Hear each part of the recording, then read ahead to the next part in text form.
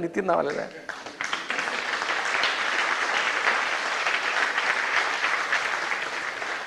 भारतातील हिंदुस्थान लिव्हर कंपनीचे सीईओ आणि मॅनेजिंग डायरेक्टर दोन्ही पोझिशन नितीन परांजपेंनी घेतल्या. अगेन मित्रांनो, लिव्हर ही कंपनी जी आहे ही जशी सिटी बँक आहे, मर्सिडीज मोठा बँक आहे, तसं लिव्हर हा FMCG मध्ये जगामधला सगळ्यात मोठा ब्रँड आहे. जगामध्ये ज्या FMCG कंपन्या आहेत म्हणजे फास्ट कन्झ्युमर गुड्सची ज्या कंपन्या आहेत त्या ग्रुपमध्ये लिव्हर ही सगळ्यात मोठी कंपनी आहे. हिंदुस्थान लिव्हर ज्याला आता आपण लिव्हर इंडिया म्हणतो, हिंदुस्थान लिव्हर सगळ्यात मोठी कंपनी आहे. त्याचा इंडियामध्ये खूप मोठा विस्तार आहे, खूप प्रचंड मोठ्या प्रमाणात त्यांचा विस्तार आहे. आणि त्या कंपनीचं आता तुम्ही म्हणाल की भारतातल्या कंपनीमध्ये किंवा त्यांच्या भारताच्या सबसिडरीमध्ये सीईओ होण्यामध्ये काय मोठी गोष्ट आहे, तर मित्रांनो तुम्हाला मला सांगायचं इथे की FMCG मध्ये हिंदुस्थान लिव्हरची जे टर्नओव्हर आहे, भारतातला टर्नओव्हर आहे, तो त्यांचा जगातल्या टर्नओव्हर भारताच्या टर्नओव्हरवरून किंवा भारताच्या प्रॉफिटेबिलिटीवरून त्यांच्या जगाची पोझिशन ठरते. का? कारण India is the biggest market for consumer goods. इथे त्यांचा टर्नओव्हर सगळ्यात जास्त आहे, इथे त्यांची प्रॉफिटेबिलिटी सगळ्यात जास्त आहे. सगळ्यात जास्त प्रोडक्ट्स हिंदुस्थान लिव्हरचे इंडियामध्ये आहे. त्याच्या त्यांच्या ब्रांच, त्यांचं डिस्ट्रीब्युशन नेटवर्क, त्यांचं मॅन्युफॅक्चरिंग हे इंडियामध्ये सगळ्यात जास्त आहे. त्यामुळे India is a strategic location for Lever. आणि त्या स्ट्रॅटेजिक लोकेशनच्या लिव्हरच्या अगेन मॅनेजिंग डायरेक्टर आणि सीईओ म्हणजे this is a final authority हे नितीन परांजपे मराठी ग्रस्ताकडे.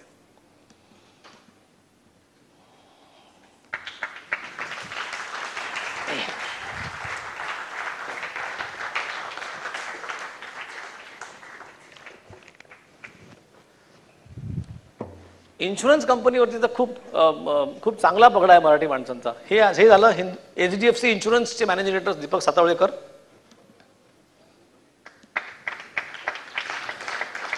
भारती AXA ही जी कंपनी आहे, भारती एअरटेल जो मोबाईल फोन आपण वापरतो ना, त्या भारती एअरटेलची भारती AXA ही जनरल इन्शुरन्सची कंपनी आहे. त्या इन्शुरन्स कंपनीचे पण सीईओ आहेत मिलिंद चाळीसगावकर. ॲगिओन रेलिगेर ही कंपनी रॅनबॅक्सीची एक सबसिडरी आहे, पण खूप मोठी इन्शुरन्स कंपनी आहे. त्याच्यावरती पण आपले राजीव जामखेडेकर आहेत. आणि मित्रांनो हे परत मी तुम्हाला रिपीट करतो की हे कुठले साधे मॅनेजर किंवा जनरल मॅनेजर पोझिशनवरती नाही, सगळे मॅनेजिंग डायरेक्टर लेवलचे लोक आहेत. सगळे म्हणजे व्हर्च्युअली सगळा बिझनेस जो आहे यांचा, हा सगळ्या बिझनेसचे सूत्र यांच्याकडे आहेत. सगळ्या बिझनेसचे सूत्र म्हणजे करता धरता त्या कंपनीचे ते हेच आहेत, हे लक्षात ठेवा. लार्सन अँड टुब्रोचे YM देवस्थळी हे बरेच वर्षापासून आहेत. त्यांना हलवू शकत नाही कोणी लार्सन टुब्रोमधून. लार्सन टुब्रो इतक्या घट्ट मोठ्या प्रमाणामध्ये इंडियामध्ये जितक्या मोठ्या प्रमाणामध्ये आहे, तितक्याच मोठ्या प्रमाणात इथे जे मराठी अधिकारी आहेत आपल्या लार्सन टुब्रोमध्ये, ते तितक्याच आपल्या कर्तृत्वाच्या जोरावरती तितक्याच घट्ट पोझिशन या त्या कंपन्यांमध्ये आहेत. स्टीलमॅन हेमंत नेरुरकर आत्ताच मला वाटतं मागच्या महिन्यामध्ये ते टाटा स्टीलचे MD आणि चीफ एक्झिक्युटिव्ह ऑफिसर म्हणून नियुक्त झाले. टाटा रियालिटी आणि इन्फ्रास्ट्रक्चरचे managing director CEO Sanjay Ubale.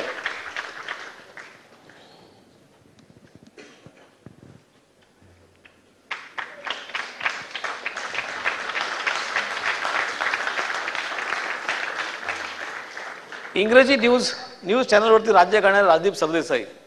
तुम्ही इंग्रजी सगळे चॅनल्स बघा, इंग्रजी न्यूजच्या ज्या चॅनल्स चालतात त्या सगळे चॅनल्स बघा आणि राजदीपची एखादी इंटरव्ह्यू किंवा एखादा कार्यक्रम बघा, तुम्हाला ताबडतोब कळेल मराठीपणा काय असतो तो.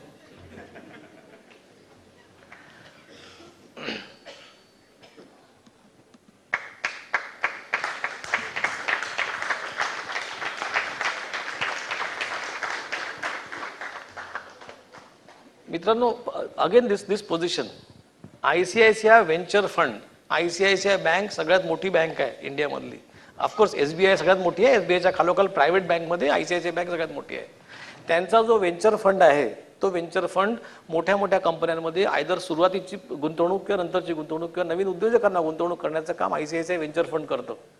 त्यांच्या इन्व्हेस्टमेंट्स ह्या कमीत कमी 100 ते 150 200 कोटीपासून 1000 कोटीपर्यंतच्या इन्व्हेस्टमेंट्स त्या करतात.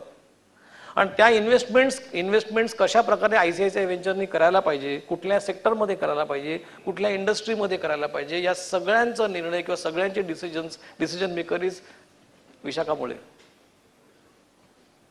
ही फार मोठी जबाबदारीची पोझिशन आहे मित्रांनो. संपूर्ण ICICI बँकेचा जो फंड आहे जो उद्योगामध्ये जातो तो फंड कसा रेग्युलेट करायचा किंवा तो कसा इन्व्हेस्ट करायचा हे सगळं त्या ठरवतात. ICICI बँकेमध्ये आणखीन 2 आपल्या मराठी माणसं आहेत. एक म्हणजे ललिता गुप्ते पहिल्यांदा होत्या, त्यांची जागा आता विशाखा मुळे आल्या आहेत. आणि आता चंदा कोचर पण आले आहेत. ते राहून गेलं माझं काळ टाकायचं. Chanda Kochhar has become managing director of ICICI bank. म्हणजे कामत नंतर चंदा कोचर ह्या मॅनेजिंग डायरेक्टर झाल्या ICICI बँकेच्या. त्या तिघांसाठी आपण जोरदार टाळ्या दिल्या पाहिजे.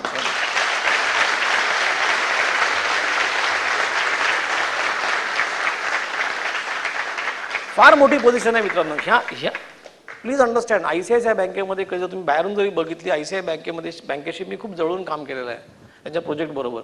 इतका मोठा विस्तार आहे त्या बँकेचा, इतक्या मोठ्या प्रमाणात ते लोक त्यांचे व्यवहार करतात आणि त्यांचे इन्व्हेस्टमेंट्स वगैरे बघतात. तर त्या बँकेमध्ये 3 मराठी आपल्या महिलांनी व्हर्च्युअली राज्य करतात. ते तिथे व्हर्च्युअली राज्य करतात त्या बँकेवरती आपल्या बुद्धिमत्तेच्या जोरावरती.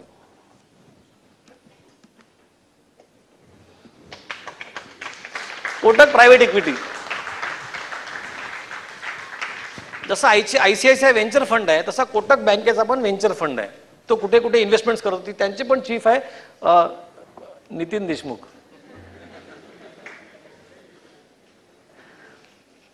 मित्रांनो लक्षात घ्या, आपण म्हणतो की मराठी माणूस चाकारमानी आहे ना.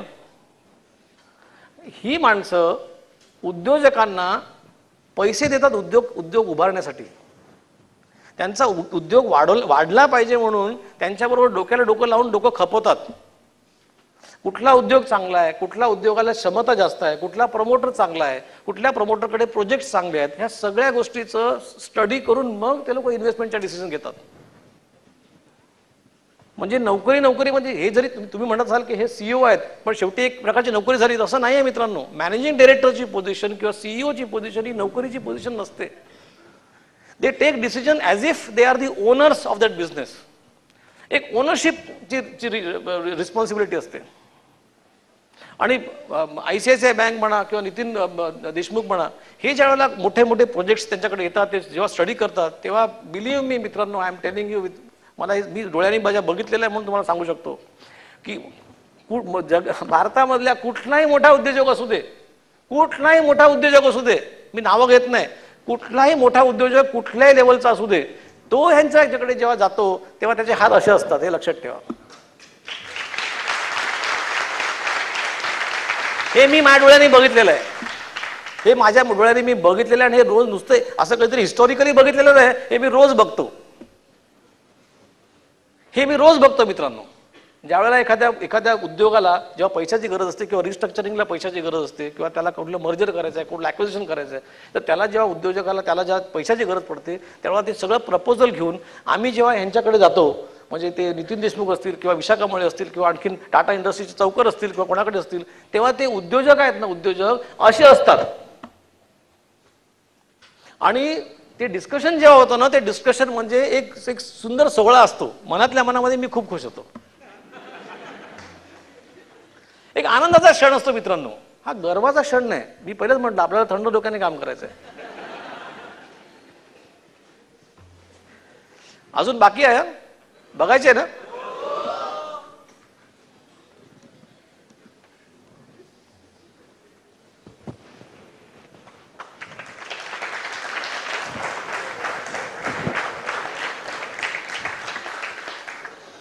हजारो कोटीचं जे स्टॉक मार्केट आहे, हजारो कोटींचं stock market, Nifty, national stock exchange, MCX किंवा आता जे कमोडिटी एक्सचेंज होणार आहे, हे सगळ्या एक्सचेंजेस, देशभराच्या एक्सचेंजेस, देशभरातल्या सगळ्या लिस्टेड कंपन्या, या सगळ्या कंपन्या जर एक माणसाला जर चळाचळा कापत असतील ना, तर ते आमचे भावे आहेत.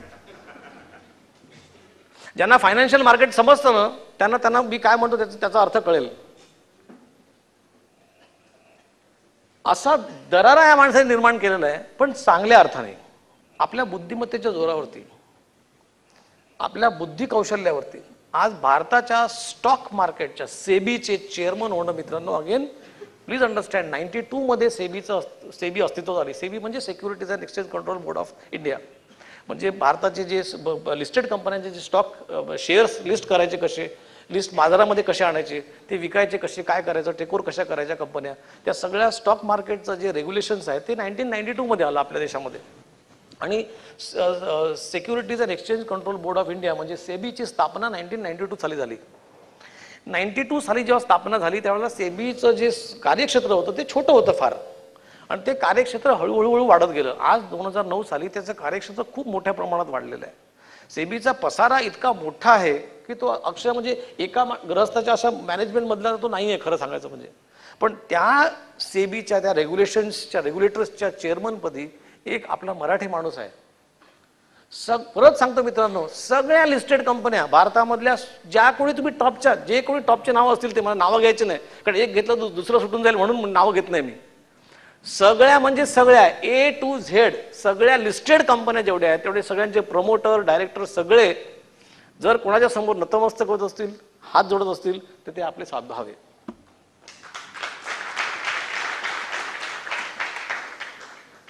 स्पायकर जीन्स, तरुणांना माहिती आहे स्पायकर जीन्स काय? स्पायकर जीन्स जे पाब्रेकर, प्रसाद पाब्रेकर विजिटायचे आपले इलेक्ट्रिकल इंजिनियर होते. घरामध्ये लॉन्ड्रीचा व्यवसाय, लॉन्ड्रीच्या मी त्यांची वाचलं थोडंसं त्यांचं कार्यकार, तर ते लॉन्ड्रीचा व्यवसाय असल्यामुळे डेनिम जे क्लॉथ आहे ते कसं धुवायचं, डेनिम क्लॉथला एक वेगळ्या टाईपची एक ट्रीटमेंट लागते. आपण म्हणतो ना स्टोन वॉश, तरुणांना माहीत असेल ते, आपण ते कलर उडवतो जीन्सची, म्हणजे चांगल्या कलरची जीन्स आणायची मग कलर उडवायचा, तर ते त्याला एक धुण्याचा एक प्रकार म्हणतात. डेनिमला एक वेगळ्या प्रकारे वॉश करावं लागतं. तर त्यांचा इतका चांगला अभ्यास होता 92-93 मध्ये त्यांनी स्वतःची कंपनी जेव्हा काढली तेव्हा. आज लंडनच्या मॉलमध्ये स्पायकर जीन्स हे ब्रँड, इंडियन ब्रँड, ही एकमेव अशी कंपनी आहे, एकमेव मित्रांनो अशी कंपनी आहे, एकमेव इंडियन ब्रँड असा आहे त्याचा स्वतःचा शॉप आहे लंडनच्या मॉलमध्ये, आणि ते आहेत आपले पाब्रेकर.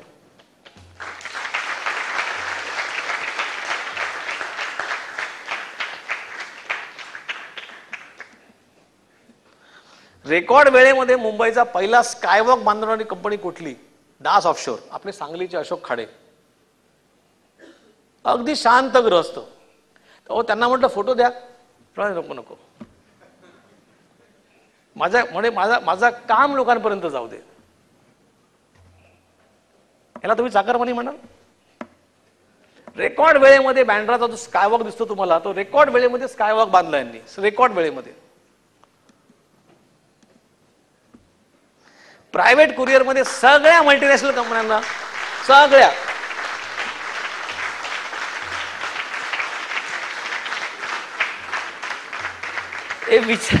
विचार करणारा लावण्यासारखं नाव आहे. मी म्हणून प्रत्येक वेळेला सांगतो की सगळ्या मल्टीनॅशनल कंपन्यांना विचार करायला लावतो ते विचारे कुरिअर्स. माझे DHL, ब्लू डार्ट हे सगळे माझे क्लायंट्स आहेत. आणि त्यांनी जेव्हा इंडियामध्ये भारतामध्ये विस्तार केला तर ते असं कुतूहलाने त्याला मला विचारतात की विचारे म्हणजे काय आहे. आता काय होतं, जसं प्रत्येक ब्रँडचं काहीतरी एक अशी खासियत असते. जसं ब्लू डार्ट म्हणजे ब्लू असा डॉट, ब्लू डार्ट, DHL, असं प्रत्येक ब्रँडचं एक त्यांचं काहीतरी विशेषण असतं. त्यांना ती ब्रँडच्या विषयी त्यांची एक माहिती असते. तर ते मला विचारत होते की हे विचारे म्हणजे काय, म्हणजे what is the meaning of विचारे. आता त्याला म्हटलं मी याचा अर्थ काय सांगू. तुम्हाला म्हटलं विचार करायला लागतो ना त्यांच्याबद्दल.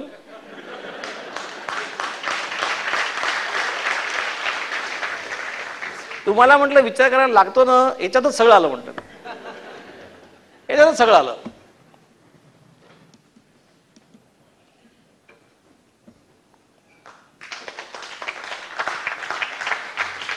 दोन 2004 नंतर मित्रांनो श्वासने जी ऑस्करला उडी मारली, त्याच्यानंतर आपल्या मराठी चित्रपटसृष्टीमध्ये तुम्ही जर बघाल तर कितीतरी मोठे प्रयोग झालेले आपण बघतो. खूप चांगले प्रयोग झाले. मराठी इंडस्ट्री ॲज सच आज एक नव्याने आपल्याला समोर येताना दिसते. आणि प्रत्येकाचे प्रोजेक्ट आज प्रत्येक जण म्हणतं की आमचा छोटा प्रोजेक्ट नाही आहे, आमचा प्रोजेक्ट 5 कोटीचा आहे, कोणाचा 10 कोटीचा प्रोजेक्ट आहे. मी शिवाजीराजे बोलतोय असं मी ऐकलं की त्या प्रोजेक्ट 25-30 कोटीच्या वरचा त्यांनी बिझनेस केलेला आहे. मराठी चित्रपटसृष्टीला श्वास नंतर सगळ्यांनी श्वास घ्यायला सुरुवात केलाय, चांगला श्वास घ्यायला सुरुवात केलेला आहे.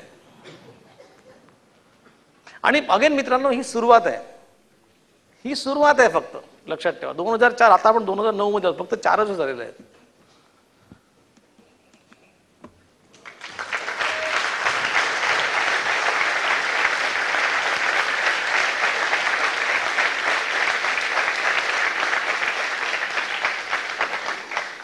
सर्वोच्च मानबिंदू आपली राष्ट्रपती. मित्रांनो, आता हे सगळं बघितल्यानंतर आता मला सांगा तुम्ही की मराठी माणूस मागे आहे का? आता मला सांगा मित्रांनो, मराठी माणसाची वृत्ती साकारमानाची आहे का? आता मला सांगा, मराठी माणसाला नोकरी करायची आहे का? कुणाला नोकरी करायची आहे? आणि मराठी माणसं नोकरी करतायत का? मला हे सांगा पहिले. तुम्हाला काय करायचं आपण बघूया शेवटी. एक 10 मिनिटांनंतर तुम्हाला पण सांगेन मी काय करायचं ते. आता मला सांगा मित्रांनो, ही जी टीका होते आपल्यावरती सतत की मराठी माणूस चाकरमानी आहे, त्याची प्रवृत्तीच चाकरमानी आहे, तो त्याला नोकरीच करायची आहे, त्याला फक्त सिक्युरिटी गार्डचीच नोकरी करायची आहे. हे सिक्युरिटी गार्ड आहेत का? हे महाराष्ट्राचे गार्ड्स आहेत. हे मराठी माणसाचे गार्ड्स आहेत. हे खऱ्या अर्थाचे गार्ड्स आहेत. आता कोण म्हणेल आपल्याला मराठी माणसाला की मराठी माणूस नोकरी चाकरमानी वृत्तीचा आहे म्हणून? मित्रांनो, 60 मध्ये, 70 मध्ये, 80 मध्ये परिस्थिती वेगळी होती. 80 नंतर, 85, 90 नंतरची परिस्थिती संपूर्णपणे बदललेली आहे. पण अनफॉर्च्युनेटली आपण त्या परिस्थितीकडे डोळसपणे बघतच नाही. आपण हे असं मराठी समाजाचं स्वरूप आपल्यासमोर कधी कोणी आणून दाखवतच नाही. आपण कधी बघायला जातच नाही. आपण असा विचारच करत नाही की असं पण स्वरूप मराठी माणसाचं असू शकतं का म्हणून. ही आपली शोकांतिका आहे. ज्यावेळेला मला उल्हासने सांगितलं की सर, स्वप्न बघा, स्वप्न जगा, या कार्यक्रमात तुम्हाला यायचं आहे, म्हटलं अरे स्वप्न बघायची काय गरज आहे? मराठी माणसाने स्वप्नामधून वास्तवामध्ये येऊन प्रगती केलेली आहे ऑलरेडी.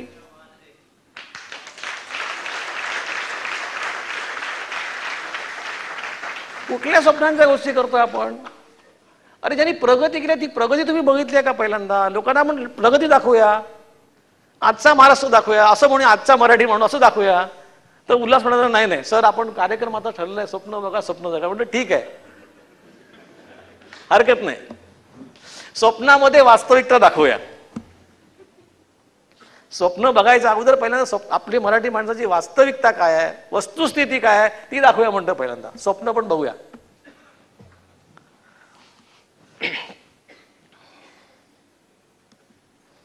दुसरा आपल्याला आक्षेप घेतला जातो की मराठी समाजात डाऊन मार्केट आहे. मित्रांनो, डाऊन मार्केट म्हणजे I hope everybody understands. Down market म्हणजे आपली खरेदी शक्ती जी आहे ना, आपल्याकडे पैसे नाही असं म्हणतात लोक. थोडक्यात सांगायचं म्हणजे शॉर्ट मध्ये, आपल्याकडे पैसे नाही आहे, आपली खरेदी शक्ती कमी आहे. ज्यांना असं आरोप करायचे आहे की आपली खरेदी शक्ती कमी आहे, त्यांनी एवढंच बघावं फक्त की आज मराठीमध्ये मराठी चॅनल्स किती आहेत? 13 मला वाटतं मराठी चॅनल चालतात. 13 मराठी चॅनल्स. गुजराती समाजाची, मारवाडी समाजाची आणि सिंधी समाजाची खरेदी शक्ती सगळ्यात जास्त आहे. त्यांचे चॅनल्स किती चालतात? 2 चॅनल्स, 1 चॅनल. त्यांचे वृत्तपत्र किती आहेत? 1 किंवा 2. त्यांचे मासिक किती आहेत? 1 किंवा 2 किंवा 3. त्यांना ॲडव्हर्टाइजमेंट्स किती मिळतात ह्याचा आपण विचार कम्पॅरिझन करणार आहोत की नाही? 13 टीव्ही चॅनल्स जर मराठी चालतात. 1980 मध्ये जेव्हा 72 मध्ये मला वाटतं आपलं दूरदर्शन सुरू झाला, मराठी दूरदर्शन, त्यावेळेला एक मराठी दूरदर्शन चॅनल चालत नव्हता आणि खूप टीका व्हायची तेव्हा. काही सिनियर लोक असतील त्यांना माहिती असेल ही गोष्ट की मराठीमध्ये म्हणे धड एक दूरदर्शन चॅनल चालत नाही. आपले दूरदर्शनचे काही लोक इथे आहेत. एक मराठी चॅनल सुद्धा धड चालत नाही का? तर मराठी समाज हा डाऊन मार्केट आहे. ॲडव्हर्टाइजमेंटच मिळत नाही, कोणी पैसेच काढत नाही. अशी जर परिस्थिती असती मित्रांनो, तर मराठीमध्ये आज 13 टीव्ही चॅनल्स का चालले असते? आणि ते चॅनल चालवणारे कोण आहे? झीचे चॅनल्स आहेत, स्टारचे चॅनल्स आहेत. म्हणजे इतर समाजातले, इतर कंपन्यांचे लोक महाराष्ट्रामध्ये येऊन मराठीचे एवढे मोठे मोठे चॅनल्स का चालवतात? एक लक्षात ठेवा, हे जे चॅनल्स चालतात ना मित्रांनो, हे चॅनल्स तुमच्या माझ्या प्रेमापोटी चालत नाही. त्यांना त्याच्यातून रेव्हेन्यू मिळत असतं. मराठीच्या प्रेमापोटी का महाराष्ट्राच्या प्रेमापोटी किंवा मराठी माणसाच्या प्रेमासाठी ते चॅनल चालवतात, तुम्हाला असं वाटतं का? असं नसतं मित्रांनो, हा व्यवहार आहे, ते त्यांचा व्यवहार करतात. पण मराठी माणसाच्या जीवावरती किंवा मराठी भाषेसाठी मराठी माणसांसाठी जे व्यवहार करतायत लोक, 13 चॅनल चालवत आहेत, त्यांचा व्यवहार सक्सेसफुल होऊ शकतो. आमच्याकडे जर प्रोडक्ट्स तुमचे घेण्याची क्षमता नसती तर तुमचे ॲडव्हर्टाइजमेंट तुम्ही आम्हाला दाखवल्या असत्या का? नाही. तुम्ही तुमच्या जाहिराती टीव्हीवर दाखवल्या असत्या का? नाही. तुम्ही तुमचे जर टीव्हीवर ॲडव्हर्टाइजमेंट दाखवल्या नसत्या तर तुमचे चॅनल्स चालले असते का? नाही. याचा अर्थ काय होतो? असं असल्यानंतर तुम्ही आपल्याला डाऊन मार्केट म्हणाल का मराठी समाजाला? उगीच म्हणायचं की डाऊन मार्केट आहे. ठीक आहे, मलबार हिलमध्ये मराठी माणूस ब्लॉग घेऊ शकत नसेल आजच्या परिस्थितीला, तो उद्या घेईल ना, परवा घेईल. एकदा उद्योजक झाला मराठी माणूस, एकदा पैसे कमवायला लागला का तिथे पण घेईल तो. काय फार डज इट मॅटर? फक्त एक आज घर चांगल्या ठिकाणी आपण घर घेऊ शकत नाही धरून चला, पण त्याचा अर्थ मराठी समाज डाऊन मार्केट झाला असा कोणी काढत असेल तो चुकीचा अर्थ आहे कम्प्लिटली. परत मित्रांनो, ही टीका कोण करतो? ही टीका आपणच करतो आपल्यावरती. हे जे 13-14 चॅनल चालतात त्या चॅनलवर अशी टीका होत नाही की मराठी समाज डाऊन मार्केट आहे. त्याने जर अशी टीका केली तर ते चॅनल चालणार नाही. त्यांना ते माहिती आहे, तर ते चॅनल चालणार नाही.